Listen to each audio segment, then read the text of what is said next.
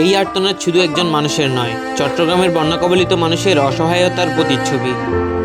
আর সে আহ্বানে সাড়া দিয়ে ফেনী থেকে একের পর এক স্বেচ্ছাসেবী ও সামাজিক সংগঠনগুলো ছুটে যাচ্ছেন চট্টগ্রামের বন্যা কবলিত মানুষের পাশে। আমরা বাঁশখালী গুনাগারে আছি, মুহূর্তে ফেনী থেকে আসছি আলহামদুলিল্লাহ। সামগ্রী বোঝাই গাড়ি নিয়ে ইতিমধ্যে অনেক দল সাতকানিয়া, বাঁশখালী সহ ক্ষতিগ্রস্ত এলাকায় পৌঁছেছে। আবার অনেক সংগঠন নতুন করে ত্রাণ নিয়ে রওনা হচ্ছে।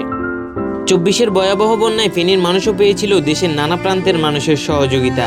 আর সেই মানবিক ঋণের প্রতিদান নয়, বরং মানুষের বিপদে মানুষের পাশে দাঁড়ানোর দায়িত্ব থেকে এবার এগিয়ে এসেছে ফেনীবাসী। ফেনী ছাগলনাইয়া থেকে আমাদের একটা টিম আমাদের উন্নত মানুষের পাশে দাঁড়িয়েছে।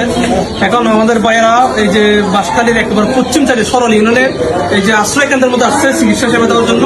ভাইদের প্রতি কৃতজ্ঞতা প্রকাশ করছি। আমরা হচ্ছে স্থানীয় মানুষ, ভাইদেরকে পেয়ে আমরা খুবই আনন্দিত। টানা বৃষ্টি ও পাহাড়ি ডলে চট্টগ্রামের সাতকানিয়া, বাঁশখালী, লোহাগাড়া সহ বিভিন্ন এলাকায় সৃষ্টি হয়েছে ভয়াবহ বন্যা পরিস্থিতি। পানিবন্দী হয়ে মানবিক সংকটে দিন পার করছে তারা।